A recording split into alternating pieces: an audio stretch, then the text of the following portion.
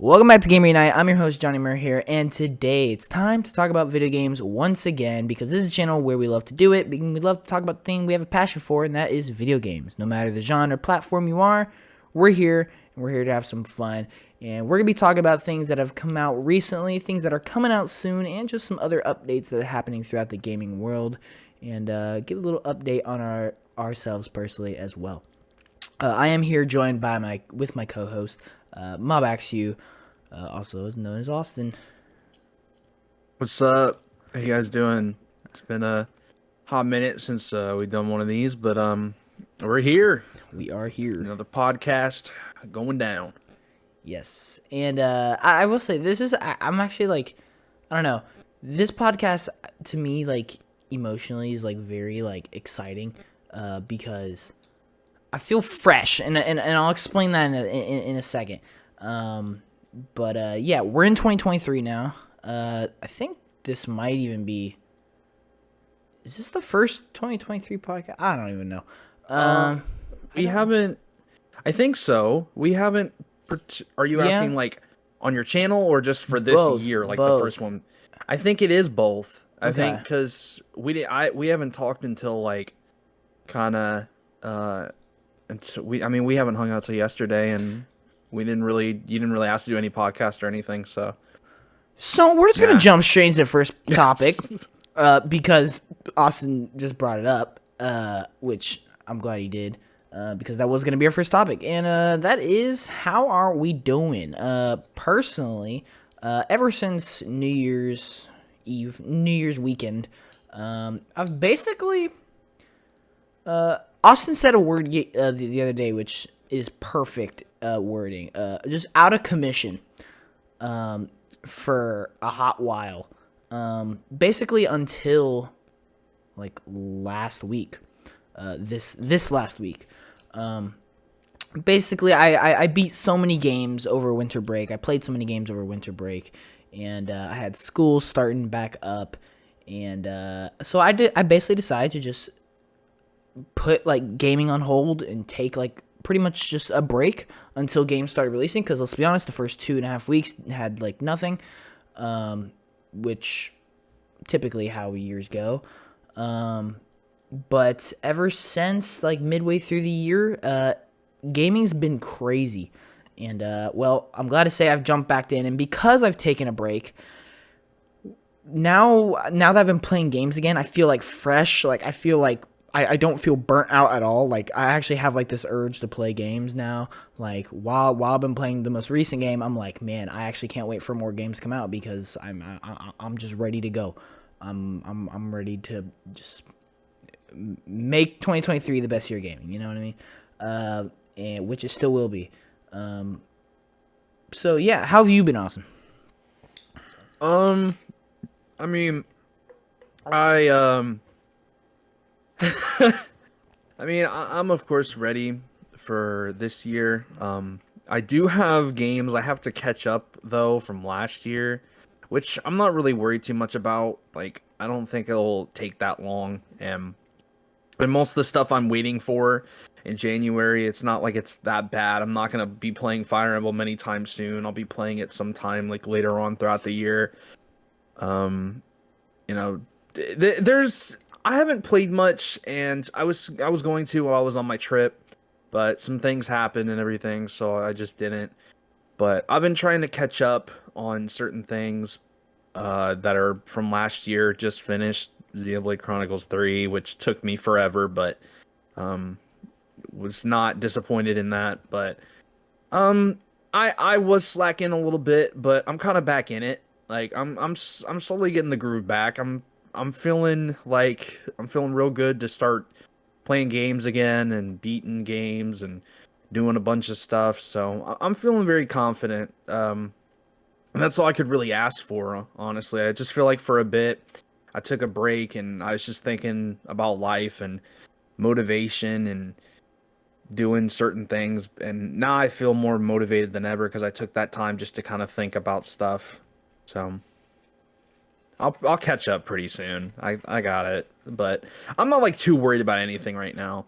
I think February is when I start to worry a little bit because February is when I have more games than I have a lot of games that I want to play in February. So Yeah, absolutely. And I will say, Austin went ahead and jumped to the next topic already, sort of. On I'm accident. sorry, No, I don't bro. blame him. No, I don't blame him. Yeah. So basically, welcome to this new podcast format that we're doing. It's basically just gonna be weekly updates, twice a week, where we talk about ourselves and what we've been playing, what has been going on around gaming, like news and updates, and then what is coming within the next weeks or so. There will probably be a time where we only talk about things that are happening like the next week, just so we can kind of just stay like super up to date with everybody. But as of right now, we're just gonna kind of talk about like the next few weeks.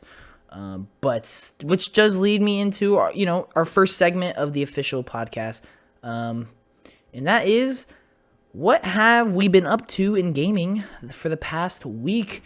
And well, we kind of just answered one of those questions where we have returned.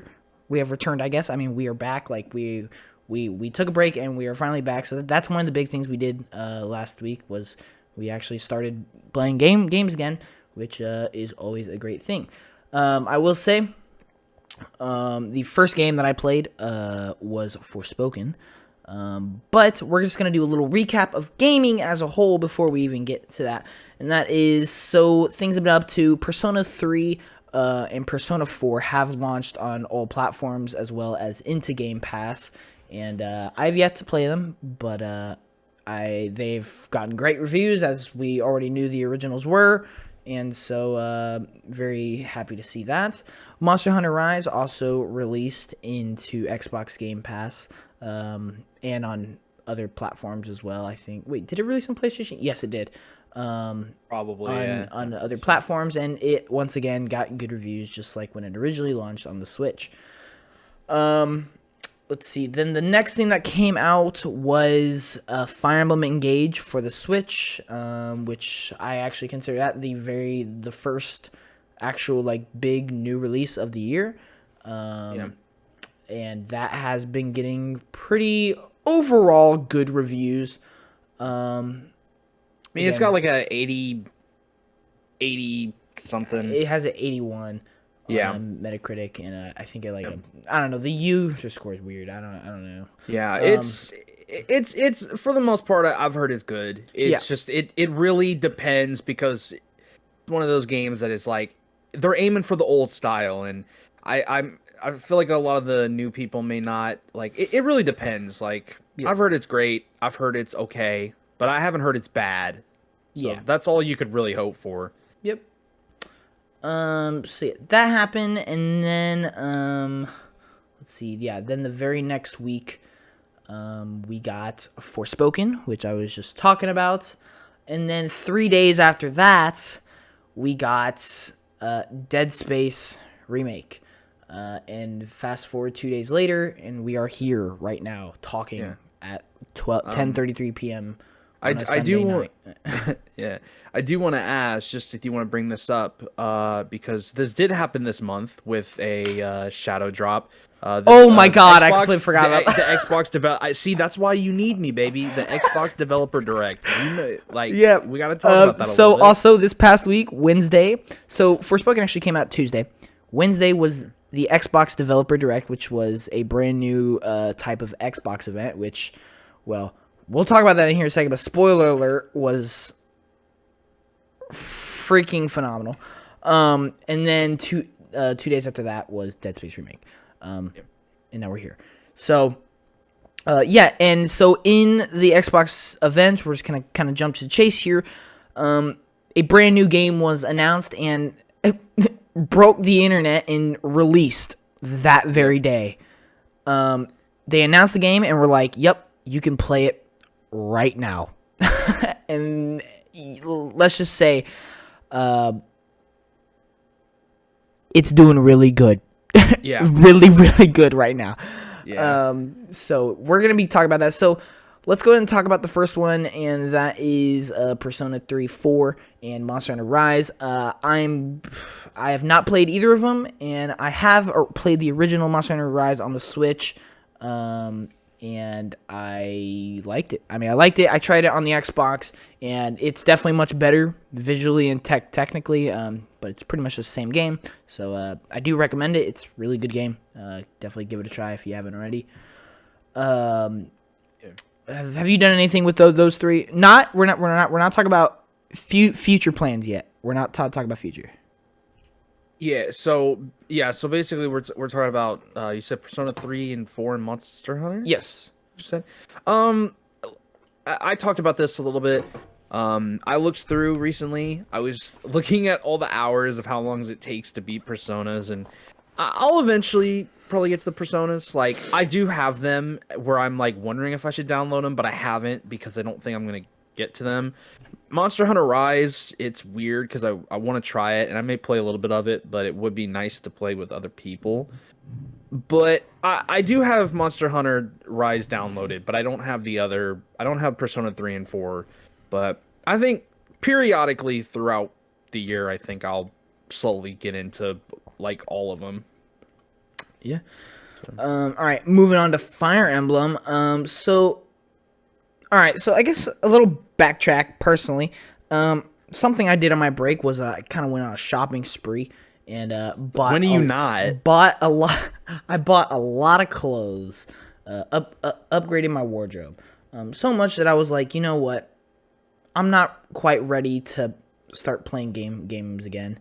And I am definitely just spent a lot of money. So I'm actually gonna hold off on Fire Emblem now. Yeah. So basically, I had a pre-order for it. I canceled the pre-order, not because I just didn't want to play it, or not because I thought it was gonna be bad. I just decided to wait. Yeah, it is what it is, man. I mean, I will say, fast forward 2 weeks, I'm probably gonna be getting it this week. So, yeah, you know.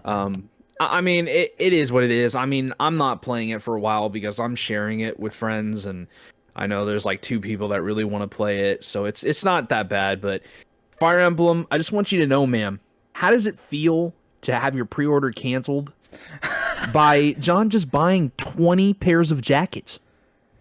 20. That's crazy. Yeah. That's 20 jackets. I still can't believe that. I'm sorry. So, but they do go hard. So Fire Emblem, I'm really looking forward to playing it. Like I said, I've heard it's just gotten good reviews. I haven't heard it's like, I haven't heard like it's one of the best Fire Emblems or anything, or I haven't heard like it's like one of the best games ever. But like I've just heard it's good. Bottom line, it's good, and that's all you can really ask for. Yeah. So I'm very happy for it. And I'm excited to actually jump into Fire Emblem because I've yet to play a Fire Emblem game unless you count Warriors, which it was aight. Yeah, but that's completely different Fire Emblem game. So I'm not even counting it. So yeah. I'm very looking forward to jumping into my very first Fire Emblem game, and yeah, so can't wait to probably get it this week and then try it out. Yeah. Anything you want to say on Fire Emblem? Like I said, man, not get into it right now. We'll soon at some point. It's just one of those games that is like a periodically for me. Like I'll finish maybe throughout the year or so. Find a good time when there's nothing really much going on and just kind of focus on that. Really. Yeah. And then we fast forward to Forspoken. Now here's the first game where we're probably gonna talk a little bit about it. Because well, let's just say we have a lot to say. So, leading up to this game, it was, in fact, at one point, one of our most anticipated games to release. And, well, it's out now. And, well, look, I'm going to just hit it bluntly. I'm going to hit it bluntly, straight head-on, trauma, like, whatever. I'm 5 chapters through. I am done playing. I think it is not great. In matter of fact, it's not just not great. It is quite bad. And actually, not only is it quite bad, it's quite trash. Yeah. Unfortunately. Now, I will say I have seen a lot of people on Twitter actually like it. I will say I have actually been seeing people like it. I hear echo, by the way. Um, Bro, I never understand how this happens. Okay. um, but I've seen a lot of bad things on Twitter about it too, and unfortunately, it just to me. Now, I don't know how everyone else is gonna feel. That's up to you guys' opinion. I can only hope you go in there with an open mind and make that up for yourself. For me, I just got bored of it. I was not vibing with it, and I just really was underwhelmed and disappointed. To me, I like the combat, kinda. It just got really boring, and then there was just not enough energy in the game. I liked the premise of the plot. They just didn't actually do the plot justice and give good, like, supplement to the cutscenes or the dialogue. It's just, I don't know. Now, to me, I will say a lot of people's biggest hate is like the dialogue. I actually didn't mind the dialogue. I that's not one of my problems with the game. My problem is just I just found it really boring, low energy, and just really underwhelming. So that's kind of my whole talk about Forspoken. Yeah, it was definitely like on our list for like most anticipated and everything, and I I could say from the complete opposite. I have only watched the game. We did split this, and I really am at that point where I don't want to play it because I just don't. I just feel like if I do, I'm personally gonna be wasting my time. Like, it's not even that feeling of like, yeah, like I should try it because I bought it, but I just don't. I already know where it's gonna go. I just feel like I'm gonna be wasting my time personally because there are some games like I'm willing to try that I feel like will be worth it overall. But I feel like Forspoken as a whole, from what I've seen from maybe like 4 to 5 hours of people playing, it just it gets so taxing, and it's like watching that, it's like I couldn't imagine playing it. Like, what I do agree with you though, I feel like Forspoken like has it had a lot of potential that just didn't get exposed, like it didn't get out there. It's like I don't know if they just didn't have enough support. I mean, of course it was published by Square, and we had this conversation. Square is kind of mid. I'm not gonna lie. Square is they've been fumbling like the bag really hard. Of course not with like Final Fantasy and stuff, but we won't get into that. But I agree on mostly every point you made. I just feel like the game gets super boring, and it's like even little things like, oh, you're on chapter 5 of like, let's say 12, you still, or chapter like 7 or whatever, and it's like you still haven't unlocked the melee. It's like that's like a feature I would expect near the beginning. It's Yeah. so weird to see a game where it's like you're there's like nothing feels rewarding. Nothing feels like you're earning it. Nothing feels like you're not getting anything. You're not getting most of your stuff. You're getting a bare, in my opinion, a bare minimum world that just you run from point A to point B, and just for the tiniest little things sometimes as well. Yep. And it just ain't it. And I would like to try it, but my problem is, man, I really don't want to waste time when I could be playing something else. And I know that's like I can get flamed for that so hard for so many other statements I've said, but I just don't think there's any point in playing it. And it is what it is, man. I mean, Yeah. just got to keep it real, and I'm disappointed, but I mean, what else can you do, really? Sometimes I like, and Austin's kind of been going ever since he's been saying like he's taking this as like a learning lesson, which I think that this is important. I mean, I already knew this because I've been doing this for a long time. It's just buying everything. But in the end of the day, some games just don't live up to expectations. They end up being bad. There's never a guarantee a game is going to be good. I can't guarantee you Spider-Man 2 is going to be good. I can't guarantee you Starfield's going to be good. I can't guarantee you Tears of the Kingdom is going to be good. I can predict that they will be, and I can say it's very likely. But and I can hope that they are. Who wouldn't hope a game is good? But sometimes at the end of the day, they're just not. And if you decide to buy a game, you're basically pre-ordering a game is basically saying, I'm hoping it's going to be good, and I think it will be, and I'm willing to risk. Now, for me, I buy every game, so to me it's just like, sure. But to Austin's point of view, we did split the cost of the game, and unfortunately, for him, he feels like he basically wasted his money, which I don't blame him. I don't blame him. It makes, completely understandable feeling. But learning lesson for everybody. Unfortunately, that's just gaming for you. That's just how it works sometimes. You can't really do much about it. But yeah.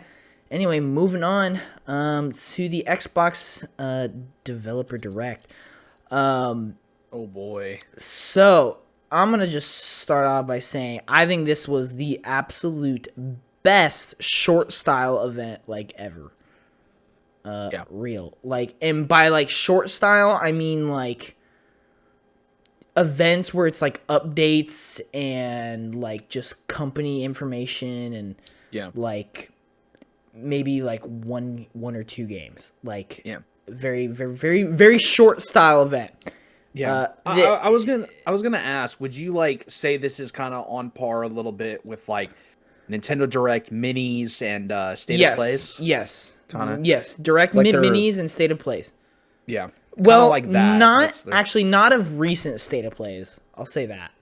Recent State of Plays have been Nintendo Directs, kind of. I don't understand why. I'm telling you, man. I think they might have just ditched the original format. Minis are where it's at now. I guess the what State of Plays used to be, I would say yes. But as of recently, no. But yeah, pretty much. Xbox just, oh my god, they put on such a great show. Number one, the actual presentation and the quality behind the event itself was really, really interesting. Actually, it's so cool, the different animations and graphics that they use throughout the event. But of course, the event is only as good as the content that they served.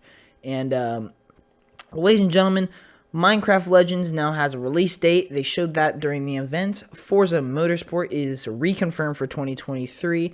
They showed that during the event. They showed the next DLC for Elder Scrolls Online. And they confirmed a May 2nd release date for Redfall. They also showed that during the event. Now, what was the release date for Minecraft? It was April something. I think it's April 18th or something. I think it's April 18th. Quick research here. But yeah, so Minecraft Legends got a release date. Redfall got a release date. Yeah, April 18th. Redfall got a release date. Forza Motorsport got shown.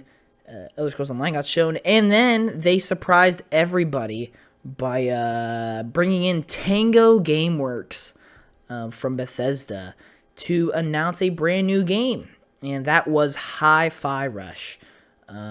So I'll go and start by talking about Minecraft Legends, and I think it's interesting. I'm not super excited for it just because I'm not the biggest Minecraft person. I'll be honest with you, especially when it comes to spin-offs. I mean, I'd say Minecraft Story Mode's probably the best one, if anything.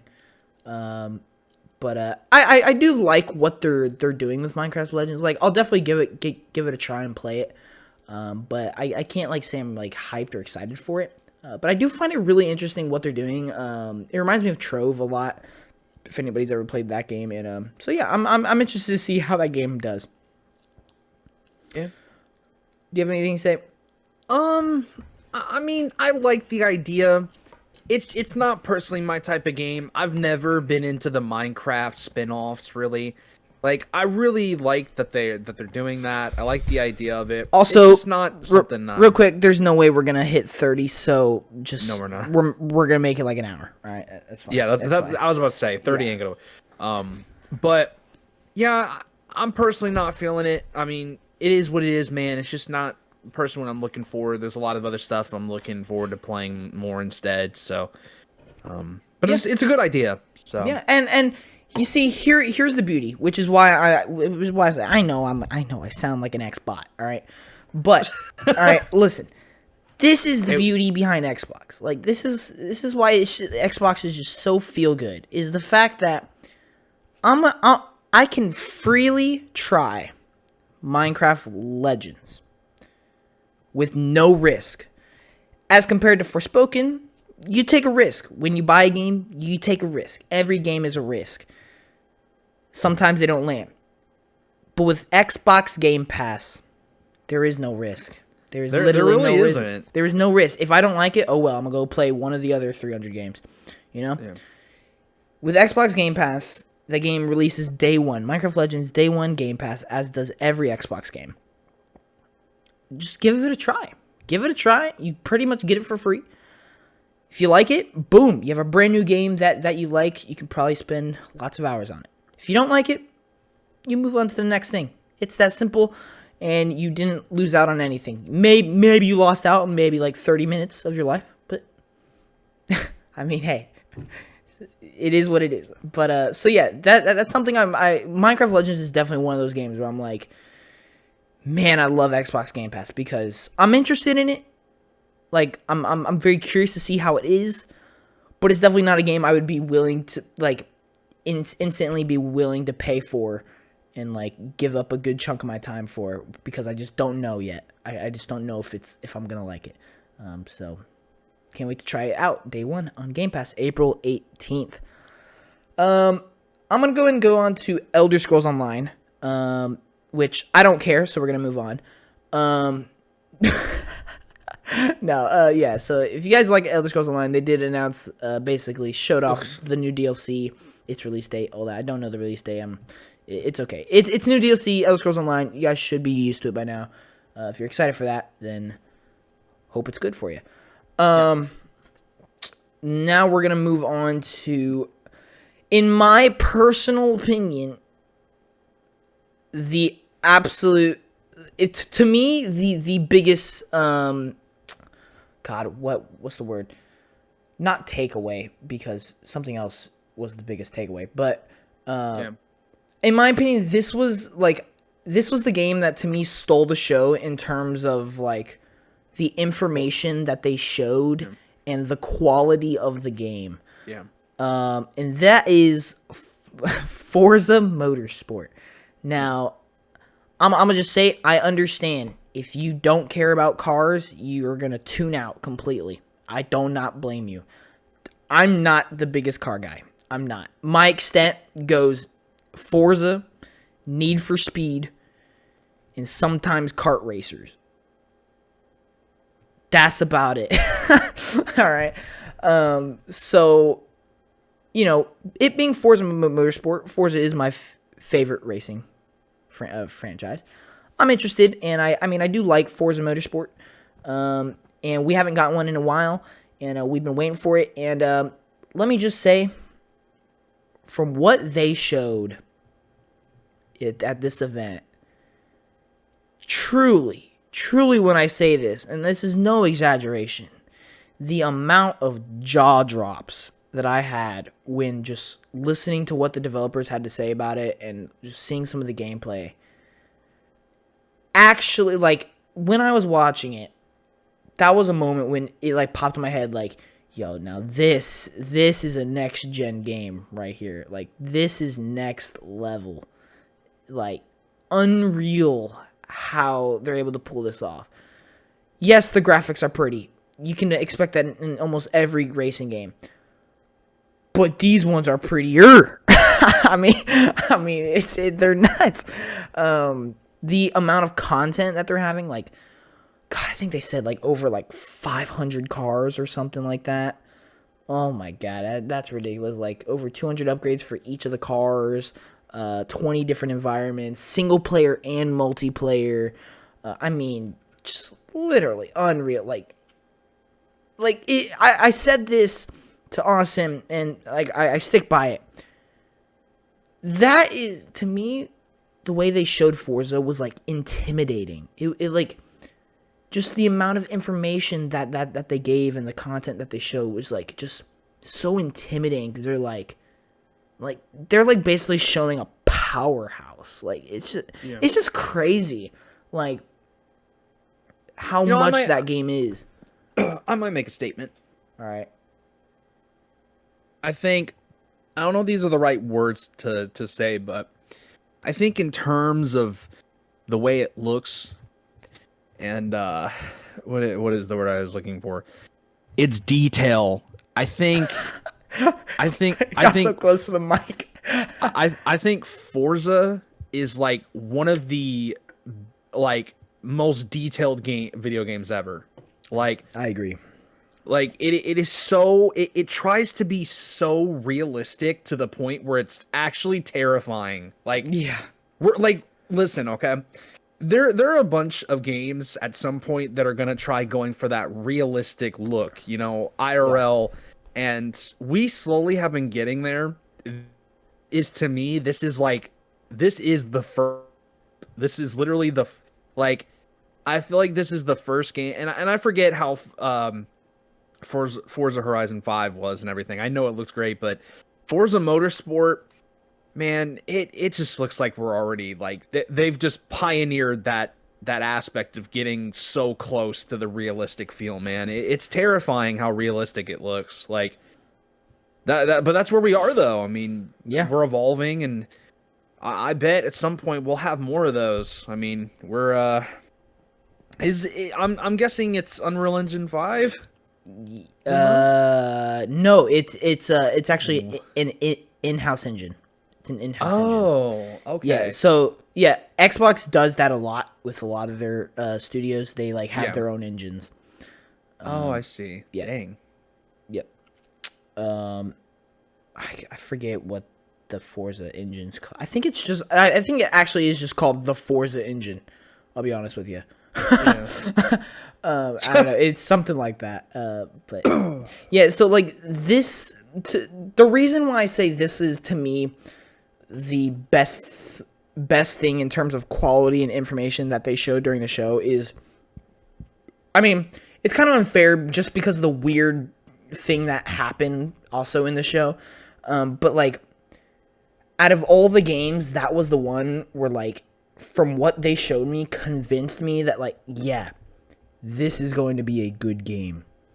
Like, I may not be the most hyped for it or anything, but it really convinced me. I'm like, it's very, very likely this is going to be a really good game.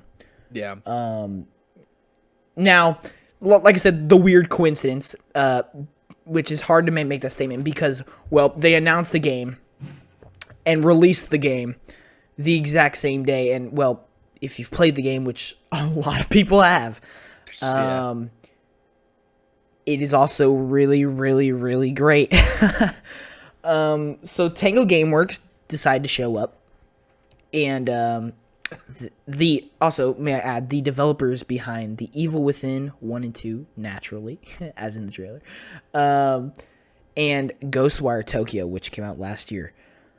They decided to announce a brand new IP, brand new game, called Hi-Fi Rush, which is a rhythm action hack and slash platformer with a comic book like cell shaded art style.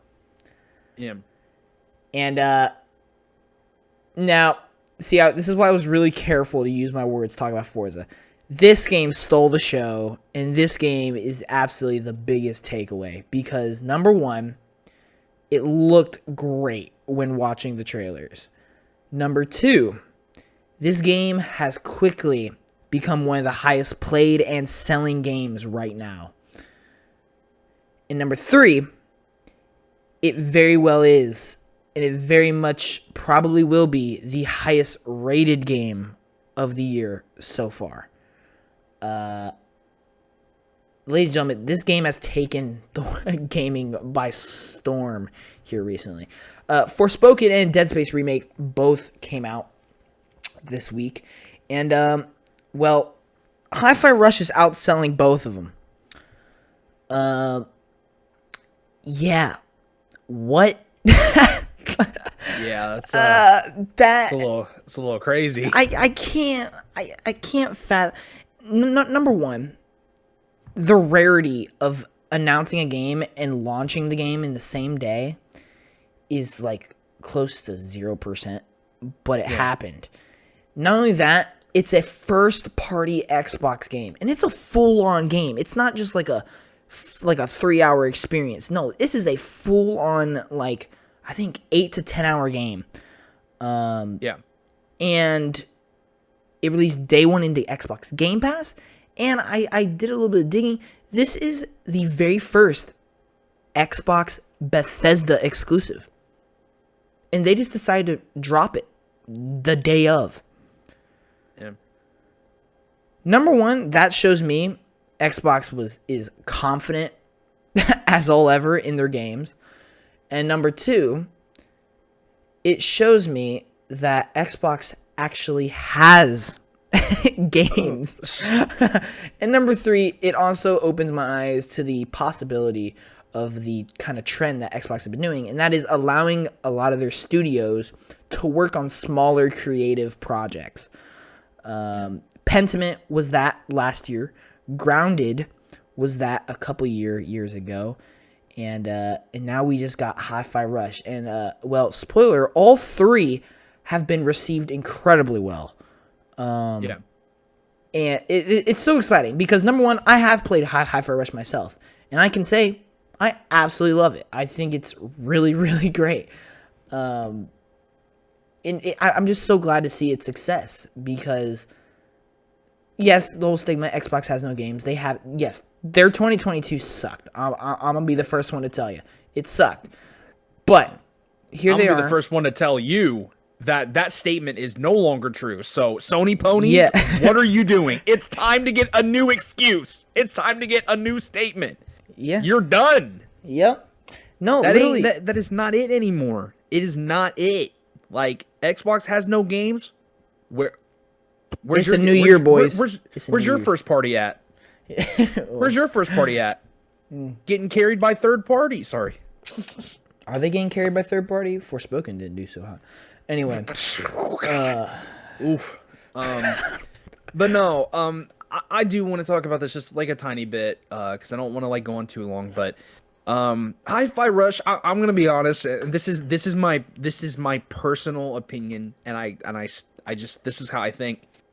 I think Xbox is they struggle so much, and I feel like back then they nothing was going right, and I feel like now it's gotten to the point where I think they are the smartest of the big three.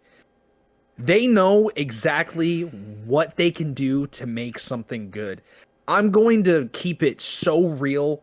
I think Hi-Fi Rush, if it did not be a part of this event and also release day one, the day it was announced, I don't think it would have hit as hard as it did right now.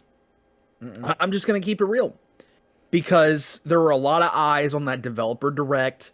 There were so many people to bring in at that moment. There were so many people watching.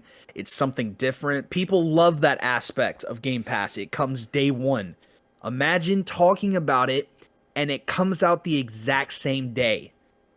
To me, it also helps because a lot of people are driven by Metacritic reviews. A lot of people will not play something just because of its reviews. And that is something I think really helps a game like this because everyone decided, oh, there's no reviews. Let's just try it based off how it is. We can't go off anything. Let our minds, let us try it, and let our mind decide instead of going off reviews. And that's exactly what's happened. I mean, we just recently got Metacritic reviews and stuff, but at the beginning, I mean, Steam was the main one, and Steam I feel is a better form of reviews than Metacritic scores. I mean, Steam had a 98% or something out of like 1,000 at some point, and 2,000. It's 2,000 now, but I know for a little bit like before it. But I really do think Hi-Fi Rush benefited super hard from that aspect. Yeah. And there's part of me wonders if the game would have popped off that hard, like if it didn't do that. Yeah, I agree. But I think Xbox is the smartest at making decisions like that. They know what they are doing. They just have to execute it. That is my main thing I've always said is Xbox, they have the brains and they know what they want to do. They know how to make business decisions. But when will they execute it? Yeah. It's the timing. I also think, and I'm gonna add on to that, and I also think a reason why the Xbox Developer Direct had so much attention and why this game has hit so hard is because of that whole dilemma about them skipping on the Game Awards. Yeah. A lot of people hated on them for skating on the Game Awards, and I feel like this Developer Direct was like their way of saying, hey, we have games, and we are ready for our finally our official comeback year. Like, and I'm gonna say it, 2023 is literally their comeback year. And let me just say, from the looks of it, they're ready to come back hard. Which leads me into my next game to talk about, Redfall. Redfall from Arcane Austin. Oh, I'm ready. Man, I'm ready too. Dude, I'm not gonna lie. Arcane Austin. I'm not gonna lie, bro. The Forza thing, I do believe, was like the best thing that they showed. Hi-Fi Rush stole the show, but Redfall, sold the crap out of me, dude. Oh my god. Oh yeah. Literally, definitely. Redfall is my most anticipated out of all the games that was showed, easily. Yeah. It's kind of hard because Hi-Fi Rush kind of just throws the whole thing off because it's like, I feel like yeah. Can you really say anticipated? No. If we're gonna be honest, you were anticipated for like 5 hours until you got off work, and then like you were able to play it. Yeah, it's like you didn't have much time to. Yeah. But I will say I was more anticipated for Redfall, even though that. So but Redfall is just, it looks so good, man. I mean, me and you have talked about it, and it's just been that game that we knew we were gonna play no matter what, but we wanted a little bit more information because that game, we just wanted to know how it was going to work, how it was going to function, what kind of game is it? Is it a survival based? Is it kind of like an exploring? Is it like, we just wanted to know kind of what we were working with. And I'm glad this Developer Direct did exactly what most people actually complain about now, is getting a lot of detailed information on games. That is something I think gaming is kind of straying away from. A lot of games now get shown and they barely tell you anything, because I can tell you now, most people would rather hear it from the developers than probably have to read it on a screen. Yeah, no, real. So yeah, number one, they basically said Redfall is in fact going to be your true Arcane game. It's going to have its storytelling, it's going to have its gameplay, it's going to have its visuals, it's going to have its content. But the twist is they're making it co-op and they're making it vampires.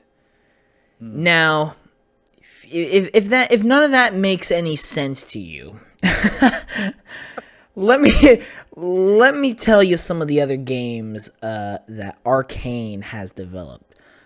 Game of the Year winner, Dishonored. Game of the Year nominee, Dishonored 2.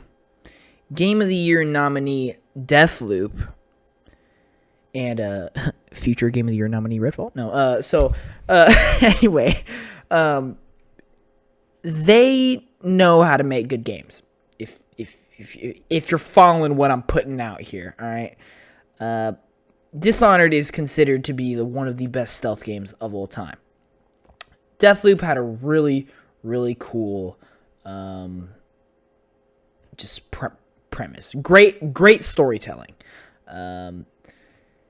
They also, which is why I saved this one for last. Yes, I know I just mentioned Dishonored, Dishonored 2, and Deathloop.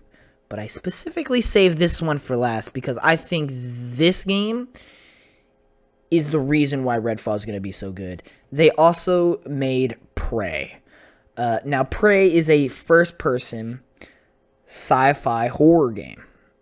Well, ladies and gentlemen, Redfall is a first-person, not sci-fi, but horror game. All right. Combine that with their stealth and action from Dishonored and Deathloop. Put vampires in there. That is exactly what Redfall is, ladies and gentlemen. And just in case you ain't following what I'm putting out, all 4 of those games are great. So, with that being said, May 2nd, we are getting Redfall. I'm ready. I'm actually so ready. Like, I think most people are ready. I mean, it's gonna be a fun experience. I just hope there's a lot of replayability. That is my number one concern. I just hope it's not a game where we play for a week and then we just I don't know. Like, it's tough because some games they have that super fun aspect, but it's like, is there more to do? Is it like, do we have to do the same thing again? Is there enough side missions? That's my only concern, is I just want to know the replayability. And is it, even, is it fun enough to where I would want to go back and play it a few other times? I mean, that's all I'm concerned of, really. But everything else is phenomenal. I will say, so. I definitely see where you're coming from with that. Like, and I actually agree with that. To a lot of ways. But I will say, I don't necessarily think it's as important as you may think, because it's co-op, a lot of people get the sense that it's kind of just one of those, like, multiplayer games. This is a story-driven single-player game. They just are giving you the option to play it with a friend. So to me, this is more like Dying Light 2, in a way. Yeah. Where I wouldn't say replayability, like in terms of like missions and side quests and all that, and like content. The question to me is, will the story and gameplay be good enough to maybe warrant a second playthrough? Or post-game content. Yeah. That to me is what's more important. Because, like, if you're doing a live service multiplayer game, you want enough content to make you want to continuously play. Yeah. That isn't the case with story games. Story games, you beat the game, and if you liked it, and if you want to keep on playing, you can do its post-content, side missions, and all of that. And if you really liked it, you could just play it again. That is what Redfall is. So the question is, will it be that good? Yeah.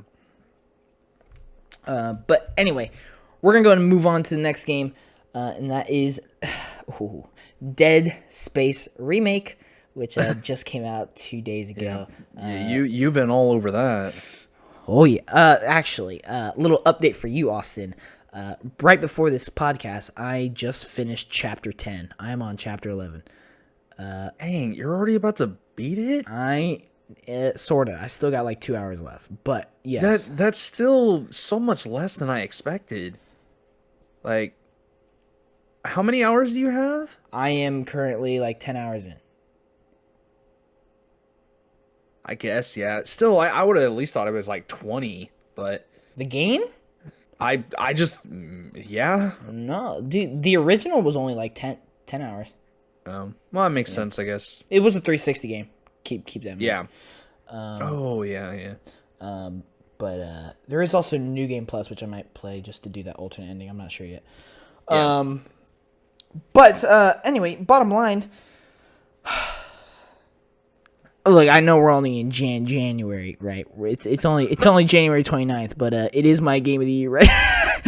Oh my god! It is my game of the year Guys, right now. I want you to know, we are going to the Game Awards again. Mm-hmm. It's happening. I mean, we enjoyed it last time. This dude, I keep saying it. I'll let him do it, but he's already gotten to the point where we're already in the first month of the year, and he's like, this is getting nominated for this. This is getting nominated for this. Dead Space. Man. Best audio design. Hi-Fi Rush. Best art style. Like it's gotten to that point. Like he's just going ham, and I'm just like, bro. I understand. I really do. I wouldn't blame you if these got nominated, but we still got the whole rest of the year. We've got a bunch of games that haven't been announced. We have E3 coming back. We got stuff that might. Like, we got a lot of stuff going on. Like, I don't know. That's what I'm saying. And I know we've talked about this. We've said it, but we're going to say it again. I said it before. I will have you know. I still stand by that because I'm the GOAT and I predict things correctly. 2023 will be the best year for gaming. Facts. You know? John back then said 2022. I just said, you know what? I'm going to one-up you next year after. And so far, I'm looking pretty right, but I'm glad it is because I think most companies are showing their A game. I mean, a great example is just really quickly, just not gonna go into it, but Capcom and stuff like that. Like everyone's trying to play their game correctly, and I can't wait. I mean, it's gonna be super fun to go to the Game Awards again. Yeah. So anyway, back to Dead Space. Yeah, I'm sorry. No, you're kidding. So yeah, he's been going ham. Like yes, that's pretty much been the only game I've played since its release. And I've been taking my time with it. I haven't been like speed running it or anything. I mean, it has taken me the entire weekend to get where I'm at, and it's not like the longest game in the world. So I feel like you can't rush a game like that. It's just. Well, I did it with Callisto Protocol, and I did actually end up regretting it just because I was like, I don't remember a lot about it. And I was like, so I'm going to play it a second time, and then I ended up liking it actually more the second time. So, but yeah, Dead Space Remake. So the original came out in, oh dear God, 2007? I think? 2008. I was gonna say, I don't know. I was gonna say 2010, but I would have been off. I was like, it's like somewhere around there, like 9, 10, maybe 8. I knew it was like late 2000. Yeah, 2008. Yeah. So original Dead Space came out in 2008. I actually played it not in 2008, but I played it on my 360. I loved it. I think it is top 3 horror game of all time. Easy. Actually, that's a pretty, like, general opinion as well. Not just mine. Like, mass opinion that Dead Space is one of, like, the best horror games of all time. Yeah. And so with a remake, I'm very excited because I love the original and, you know, a remake's a remake. So I'm looking forward to playing the game again with updated visuals, maybe some changes. And let me just say right off the bat, this is a remake done absolutely 100% right. I'm not saying that as in, oh my God, they did the graphics justice. They really like just, I don't know. I mean, making it actually worth the remake and worth buying it again. The amount of extra content that they added, the amount of changes that they made to the game, and believe it or not, and yeah, I'm going to say it, and this is what everyone's saying, the amount of improvements that they made. And this is why it really is crazy to me, because I'm not going to lie, Dead Space, the original, is very close to a masterpiece. The original Dead Space is very close to masterpiece, and I'm gonna say I think the remake is better. I think the remake is better. I'm not just saying that for recency bias. It's original Dead Space, but literally better graphics. They took out the junk. They added more in. It's really hard to not say the remake is better. And yeah, this is absolutely a remake done right. I've loved every aspect of it, and I think horror games work so well with remakes, and I think Dead Space is a perfect example of this, because if you're a fan of the original, if you've played the original, part of the whole thing of horror games, which is why some people actually don't like horror games, is you're able to predict everything. You're like, oh, that was so like predictable, like I saw that coming from a mile away. With horror games, you have that feeling like, all right, I'm ready for like a jump scare or whatnot. So if you're a fan of the original, you're going into this remake pretty much expecting everything. Well, they are really clever in the way they do this, because they don't exactly change a scene, they alter it to the point where you can't predict anything. There were multiple times when I was playing when I'm like, oh, I'm ready for this to happen. I walk to the point where like something happens, it doesn't happen, and then I take 5 more steps further, and then something else happens, and I'm like, what? like there was one part where I was walking and I was ready for an explosion, but then instead the lights turned off, and I was like, uh-oh. Yeah. And I was like, yo, that's pretty cool. And it works so well because it's a horror game, and that's kind of the whole point of a horror game. And it doesn't change the game in any way. It just alters the scene to make it exciting for people that already have played the original. Which is, it's just so, like, it's actually so good. Like, even though no matter what else comes out throughout the year, this is definitely going to be one of the best games of the year, just because of actually how good it is.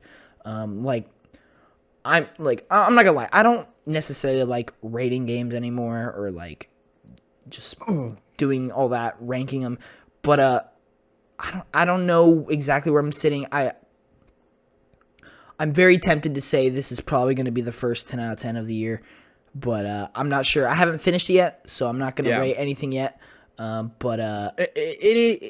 It's very I do get that. You've kind of talked to me about that and everything, and I completely understand. It's like ratings, it's so hard to want to rate things because there's so many negatives that come out of it, and yeah, I think it's just better to experience it and kind of just let your mind kind of just let it sit, instead of like letting a lot of people know at times. Like, I don't know, man. It's weird to talk about because rating is super weird, and it's super hard because I will say, like, and this one I can say because it's a very old. I had the original at like a 9.5. Yeah. So I don't know, almost like in terms of like just being real, if I think the remake's better, it almost has to be 10 out of 10. I don't know exactly how that would work, but Yeah. you know, it's basically, bottom line, this is definitely going to be one of the best games of the year, and I think, bottom line, it's a phenomenal game. Bottom line. You don't have to rate it. It doesn't have to be 10 out of 10. It doesn't have to be whatever you want it. All you need to know is it is a phenomenal game. And a beautiful remake. Beautiful remake. Which I would like to throw in there. I love EA. I'm going to say it. I'm going to say it. You guys can hate me all you want. I love EA. I ain't going to lie. EA, oh, dude, they make bangers. Oh my god. But yeah, so Dead Space remake, very good. Can't wait to finish it tomorrow night, because I will be finishing it tomorrow night. So very happy with its results. So yeah, do you have anything to say about Dead Space? Can't wait to get my hands on it once you're done. Monday. Well, no, you won't get it Monday, but well, we'll see. Like I said, take your time, buddy. But I mean, I'm excited to play it. Currently, as I last looked, which is whatever, who cares? But I'm just gonna say it. highest rated game of this year so far. Yep. That is new. Yep. And it's, man, I said this. It's number 2 highest selling on Steam right now. Yeah, I've been saying this for a little bit now. I'm telling you, man, if you are a horror fan, it is time to wake up. You have been resurrected. Resurrect yourselves from the graves, because it is your moment. We are getting so many. Prepare yourself. Uh-oh. Start off with this one. Uh-oh. You might have to backtrack a little bit. Hi-Fi Rush is now at an 89. It's an 86 when you look on there. What? Yeah. Oh, yeah, I see it now. Wow, it just changed. Okay, cool. Yeah, I know. That's also weird. But they're both 89 on the thing, but it's 86. That's so weird. Wow, Whatever. interesting. But yeah, doesn't matter. But yeah. Yeah, man. It just... I don't know, man. Like, I can't wait, because I want to get more into the horror genre. I really do.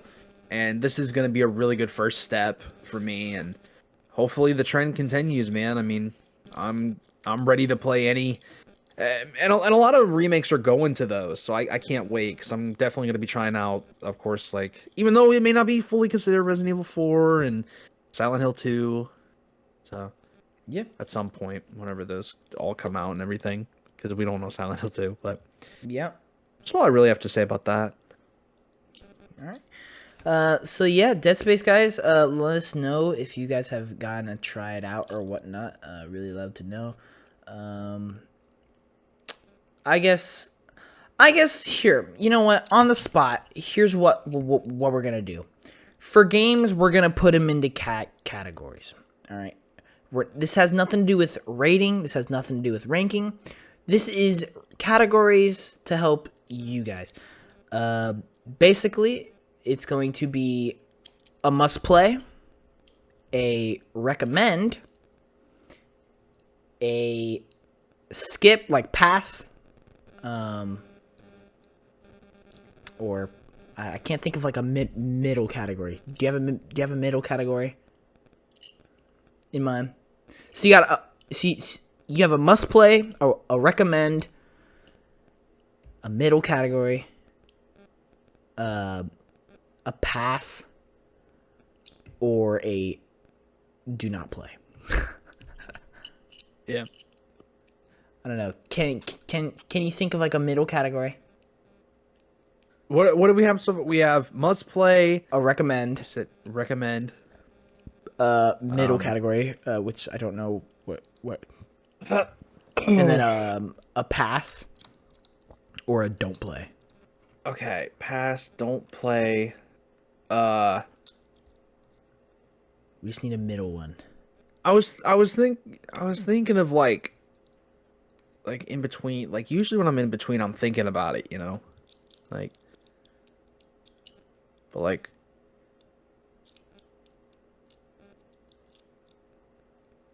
man, you really put us on the spot here. Hit or miss, maybe? I don't know. No, that could work. Hit or miss? That could work.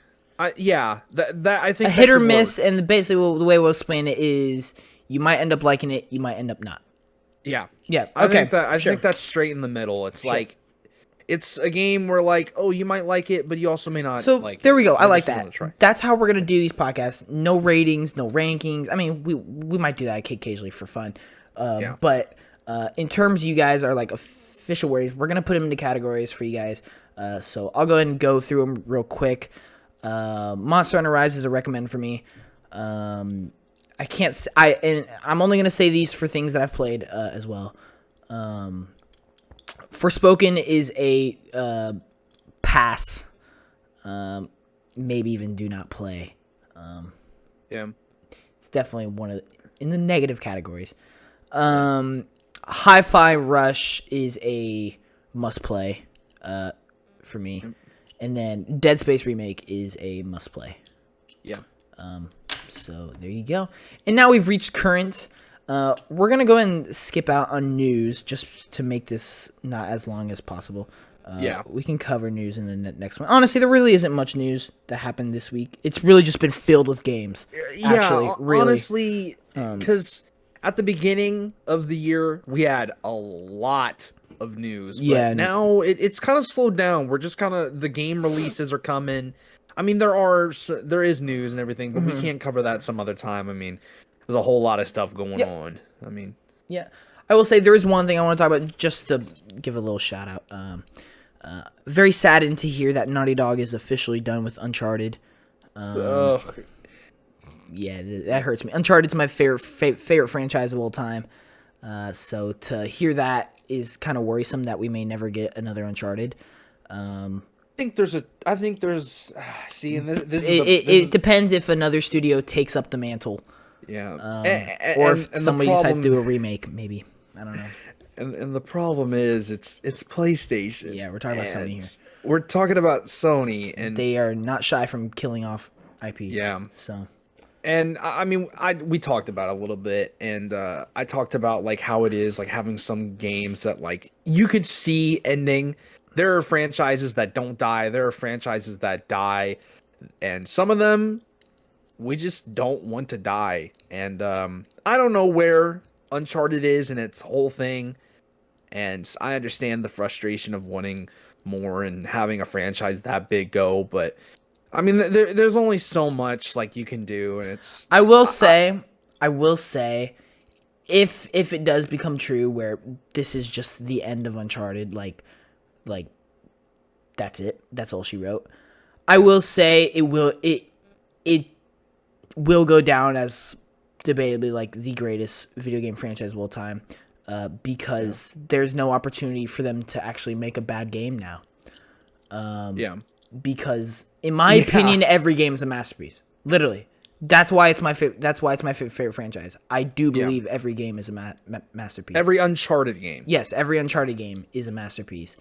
And so if there wasn't another one, it's basically has cemented its legacy as like one of the only franchises that can actually do that. That older games are a masterpiece. And so, I don't know, but it's really interesting, but it's also really sad because at the same time, I do want more Uncharted because it's just that good, you know, so. My biggest thing, man, is if it's not to the point where it's going to happen, I wouldn't force it because you better hope that if it gets forced to be made, there is a shot it is nothing close to a masterpiece at all. Yeah. Like, literally, it could be the worst worse. thing Uncharted that's ever happened is the movie. Real. Yeah. So, anyway, all right, moving on to our next segment of the podcast. We won't spend too long on this one. That way we don't go a little bit over. Well, what's our time at? We're at an hour and 8 minutes. Oh, God, we talk way too much. Yeah, it's fine. That has been us for the past week or two.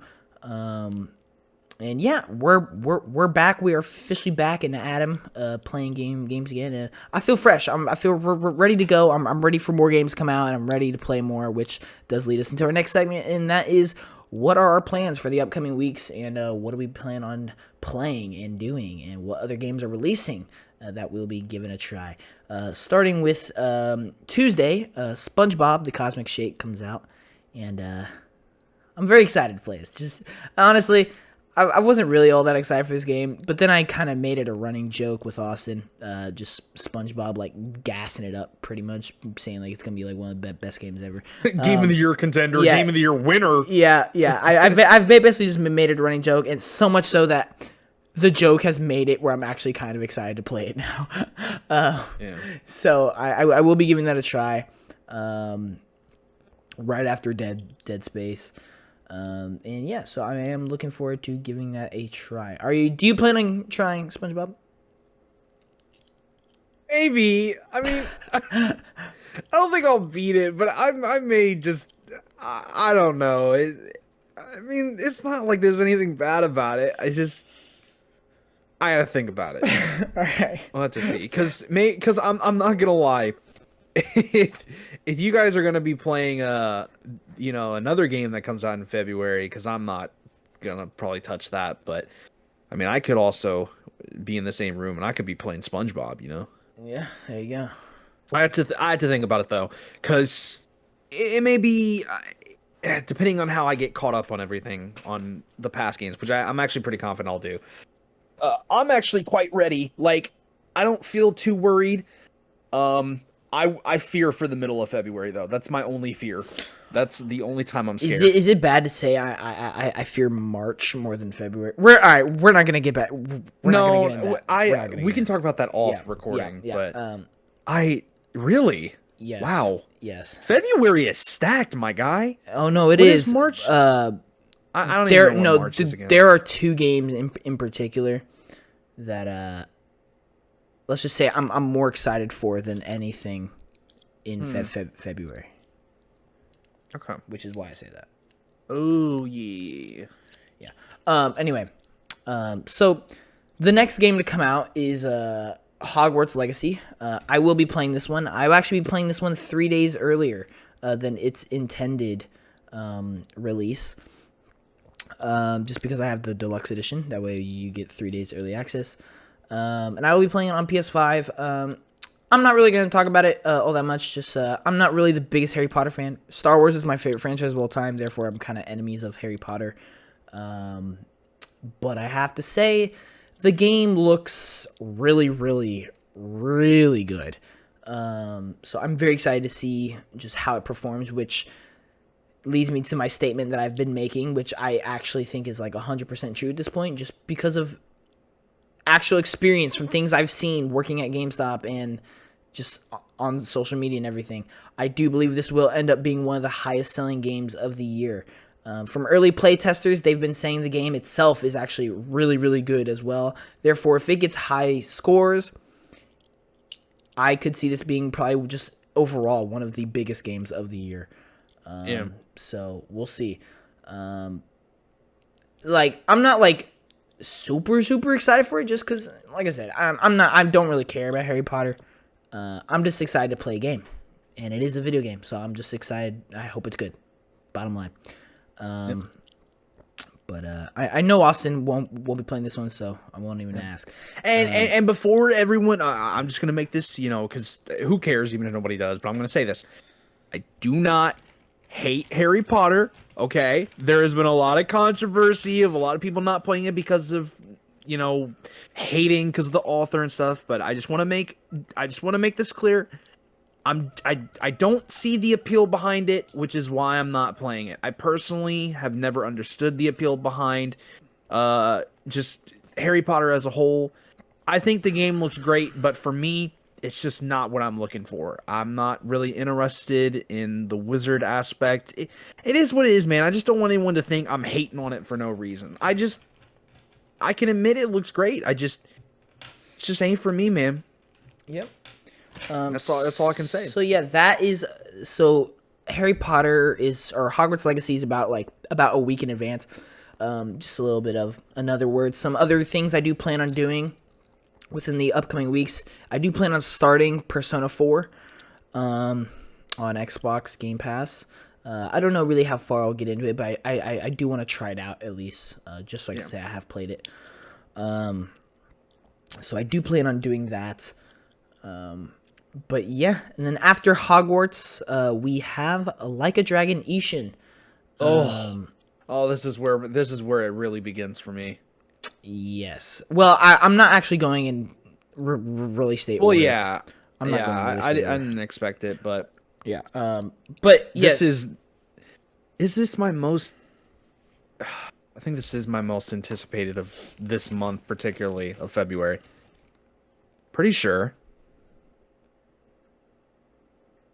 Yes, Yeah, it is. Probably, yeah. Yes. Oh, dude, I'm so ready. Do you want me to talk? I thought you were gonna. I don't know. Oh, my bad. Nah, man. So, I haven't been. I wasn't thinking about it too much originally. And I just recently had a surge where I went back, and while I was on break, I was looking back at games that I was excited for, preparing myself to play, and I'm desperately gonna try my hardest to actually stay up to date and get it on time with these games and not be far behind like I am now. And I really have thought about trying to do that, and I'm feeling more confident than ever. Took that break time to just think, and I'm ready to put in the work, man. I'm tired of saying I'm gonna do this and I don't do it. I'm just ready to go. And Inshin has like there's been a recent resurgence for me of that game, and of course like I was always in that mood where I was like, I'm going to play this and everything and I'm gonna beat it. But they've been Sega's actually been posting like trailers for what's in the game and what's gonna be there, advertising it a ton, and I just can't wait, man. I'm so ready to just play another Yakuza game. Like over time, as I play more games, I'm starting to want to go back and play a lot of the older ones. I know there's a running joke that we have where I, I only play sequels and don't start from the originals, but I feel like I have a better chance of starting of going back and playing the originals if I play the sequels first. I think that's another thing that I've started to realize, because I'm really starting to want to go back and play the originals now, like really bad. So, but no, I'm super excited for this game. I'm so ready. Like, ugh. Yeah. Yeah, no, I'm very excited to play this game. I've played a lot of Yakuza games over the years, and this one looks this one just looks built different. It's so interesting. It's like oh my god. Yakuza, like, I feel like if I just really went for it and played like every Yakuza game that comes out, I feel like there's a good shot. Now, this is a hot take, but I feel like it could be my favorite video game franchise. And the only reason I say that is because it has every aspect of what I look for. It's funny, has great stories, great like aspects of gameplay, graphics are good. See, now this will be interesting. Okay, so a little context. Austin's only played Like a Dragon, Yes. which is Yakuza 7. I have played Yakuza Kiwami 1, 2, 3, 4, Yakuza like a Dragon 7, and then Judgment and Lost Judgment. Those are the Yakuza games I've played. So I definitely have a lot more experience with Yakuza in history. Austin loves Like a Dragon. Like, it's his third favorite game of all time. I personally prefer the fast-paced action, beat 'em up kind of format of gameplay.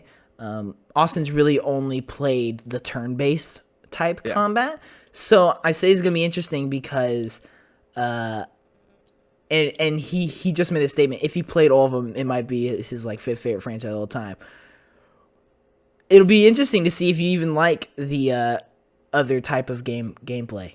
Because I think I will. I really do think I will. I will say, from the gameplay I have seen of Ishin, it does look a little different than what the other Yakuzas are as well. So you may not even get the gameplay I'm talking about yet. Yeah. You might get something completely different that neither of us have tried. Yeah. But I think that's good, though. I really do think that's good to always somewhat, even if it's kind of the same, switch it up a little bit. Make there a little bit of some more differences, you know? It is. I'm very excited.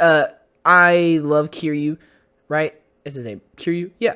Yes, Kiryu. Yes, Kiryu. I get confused on their names all the time. Yeah, Kiryu and Ichiban Kasuga. Yes. Yeah. I love Kiryu, and I'm really glad that we're getting him again, just because we've been absent from him for a little while.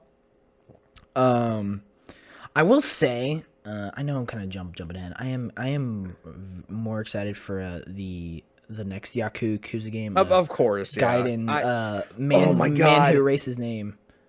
I'm very excited for that one because it's gonna fill the gap between 6 and 7.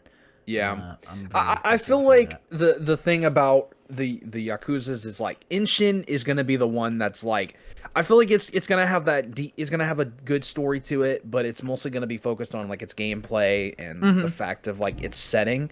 But the next one after, which doesn't come out this month, of course, but it is going to focus a lot more on the story, and how all of that connects. You know. I think the Man Who Erased His Name. I think that's probably gonna be one of the most emotional games out of it because it's basically going to be like Kiryu going from what we know him Yeah. as to like basically like changing like as a Yeah. person, which I think is gonna be great. Like if they do that right, I think oh man, I think it could be really Hey, awesome. ma'am. Because from I what we've seen of him in Yakuza 8, he looks a lot different. Oh He yeah. looks a I lot mean, different. So I think I almost want to say something dark and depressing happens to him. it Which depends. if that is the route they go, Man Who Erased His Name is gonna explain that, and I feel like, and just the trailer for Man Who Erased His Name, it just seems like he's gonna find like a life like figuring out like who he is type of thing. Like Yeah. I don't know, it's gonna be really interesting. All right, we're getting way ahead. Yeah, But but I yeah. know. But All right, dude, this is the thing. It's so fun though. It's I know. like, I know. I dude. I'm just ready to play games. That's what it is. I'm yeah. just ready to play game. All right. Next one. This is my most anticipated game of February. Atomic Heart is releasing. Day one into Game Pass. Also, may I add. This is basically being made by some of the original designers from BioShock, and the music is being composed by Mick Gordon, which is the Oh Doom boy. guy. Sign me up. And not only that, but the trailers we've seen, what the heck were they smoking when they made this game? This game looks wild. Straight up wild. I think honestly, I feel like that's why people and I've said this. The main thing that made me gravitate towards the game is the chaos Yes. that is within that game. Like, I love me a game that is hectic, it is out of control, and it's just wild. And it's this is one of the first games that have really done that super well. Like it just it just looks like around you like an apocalypse is literally happening. Like everything is just going crazy, and I love that. I I really know. do. Yeah, like something I specifically like about it is like what you mentioned, just the absolute chaos. It's because a lot of games can do chaos. Like a lot of games do chaos. But it's when you can throw so many different things together. Aliens, like 80s, Robots. robots, sci-fi, super like action, like a bunch of different elements like fire, water, electric. Compile all that and everything meshes well together. Like it looks like it just meshes so well together and creates like this just such a unique world. Everything coexists very smoothly in the game. That's what like it looks so special about it, because like I just said, a lot of games can do chaos, but this game's chaos feels like it's just gonna be so good. And Yeah. so I'm very excited to play. I'm curious how the story's gonna be. Gameplay looks good. Visuals look good. Music is probably gonna be good. So yeah, very excited to play. Atomic Heart. I just hope all these games that come out in February are good. That's all I pray for. Yeah. Yep. Like anything anything else we're missing? Yeah. So the next game we're gonna talk about, Yeah. Kirby Return to Dreamland. Yep. As I was supposed to say. Which I mean, sure. I don't Bro, know. I don't even know. Like, I'm excited to play with my buddy, to play my favorite Kirby game of all time. I told him before he played Kirby and the Forgotten Land, I told him to play Return to Dreamland with me. He said no. I was depressed. And now it's here, and it's in a deluxe.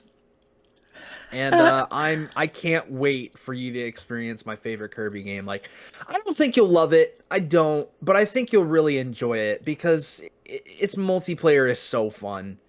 It's so fun to just run around and do whatever. That's what I love about Kirby is Yep. like, man, I say this and this has been weird because I'm not story's not the most important. If story is there, I will take it. All right, I'll take it. You know, it is what it is. But there are games that do it for me that don't have story to it, and I love Kirby's Return to Dreamland. I love that game. There are a lot of games that I don't talk about how much I love, and I love that game a lot.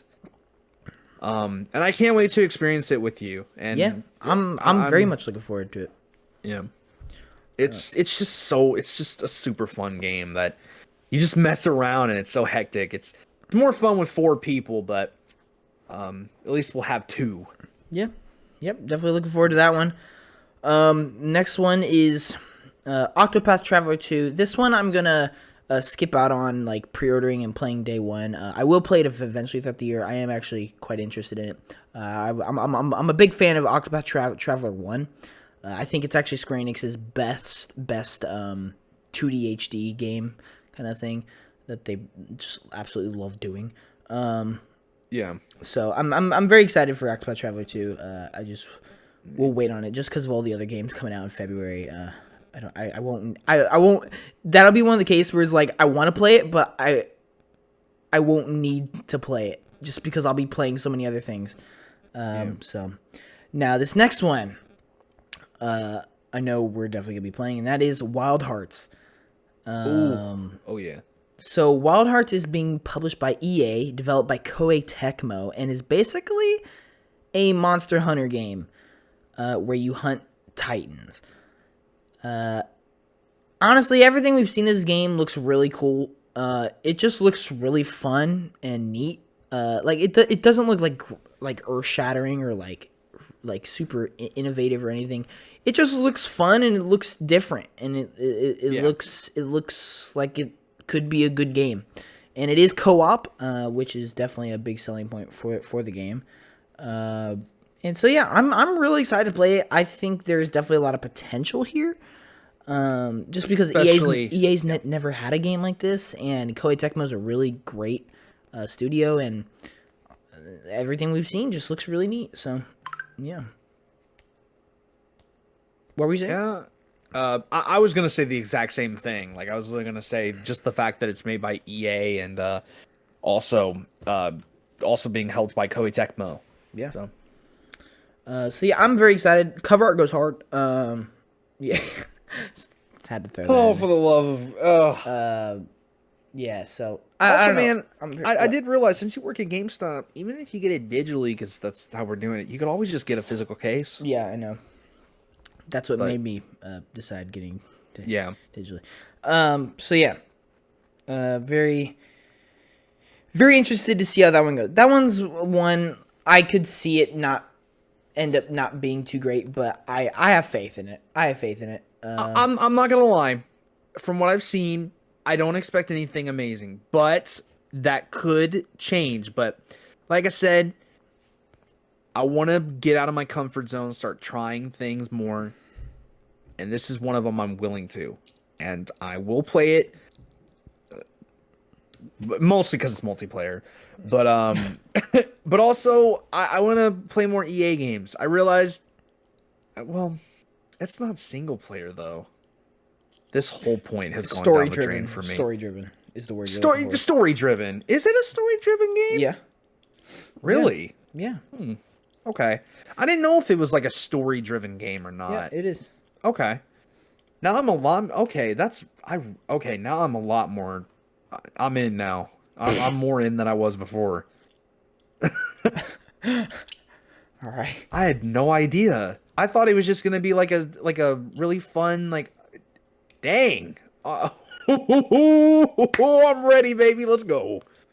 I'm out tomorrow. What the heck just happened? I'm so confused. I don't. Okay. My brain is twisting. Just know I'm ready. I'm more excited for it than I was before.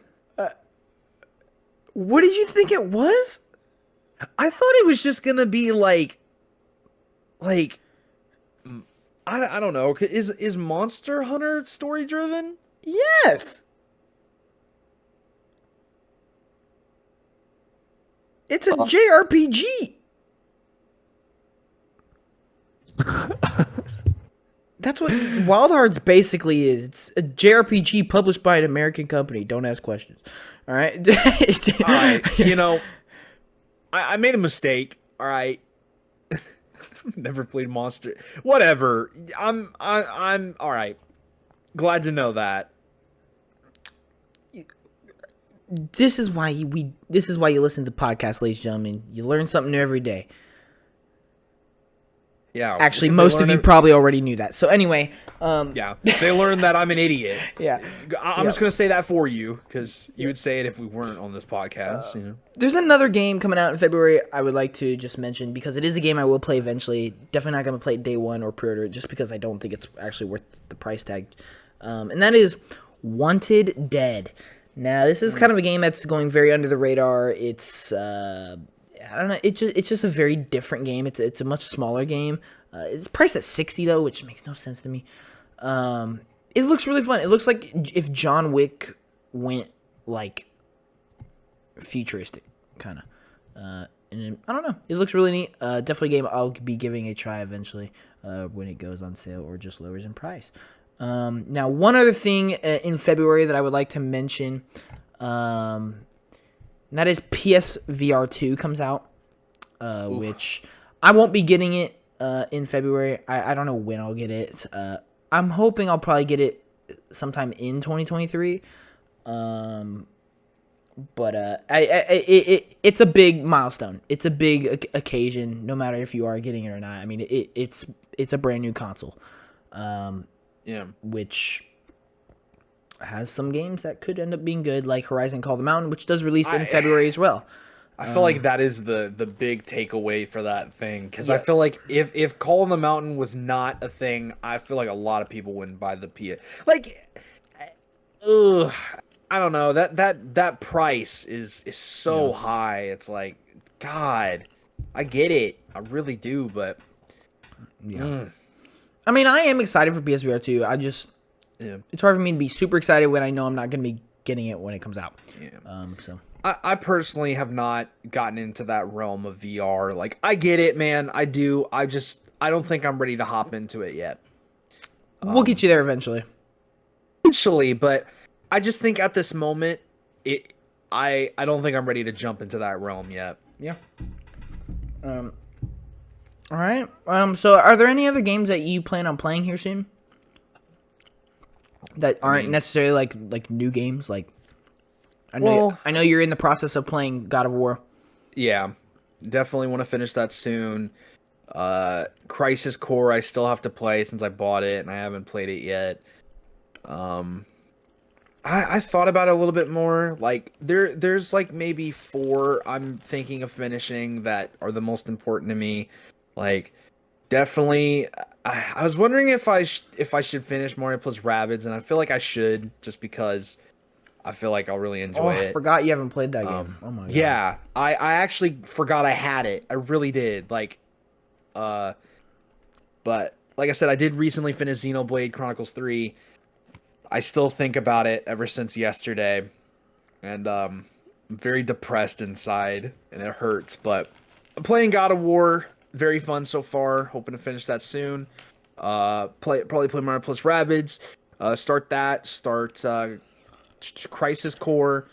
Finish Horizon, which I'm about halfway through. So I'm looking pretty good. I mean, I'm not worried too much. I just want to try and get caught up and get prepared, man. I'm ready to just start doing stuff. Like, there's a lot that's changed, and I'm glad I took that week, that break, because it really gave me confidence to just start going and everything. So I feel really good. I have a lot of ideas I'm gonna do in order to make sure things get done.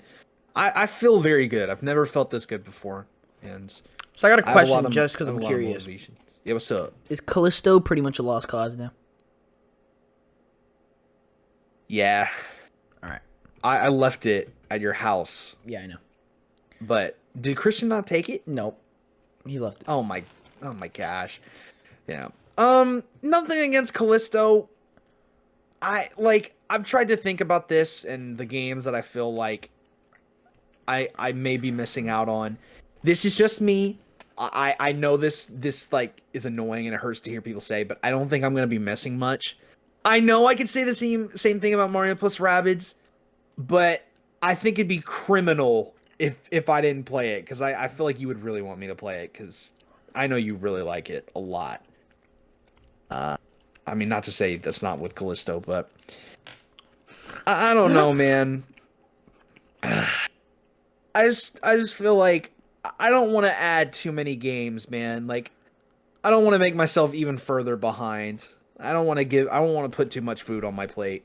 So, I feel like I had to cut some things, and Callisto just had to be cut. All right. But yeah, that's pretty much what I'm doing. And then as we go into February, that's when I'll start to plan everything. Well, specifically, the first thing I may be doing is like when eventually I get my hands on Dead Space, that'll probably be the first game I try and beat, and then we get into the February games. Yeah. So see how things go. All right. Well, there we have it. We're up to date now, ladies and gentlemen. We're gonna have these podcasts every Sunday and Thursday. So we will see you guys Thursday night once again to do these podcasts, and we might even have some special guests coming along some of these podcasts. So we will see you then. Take it easy, guys. G.A.M.E.R out. Peace. See you.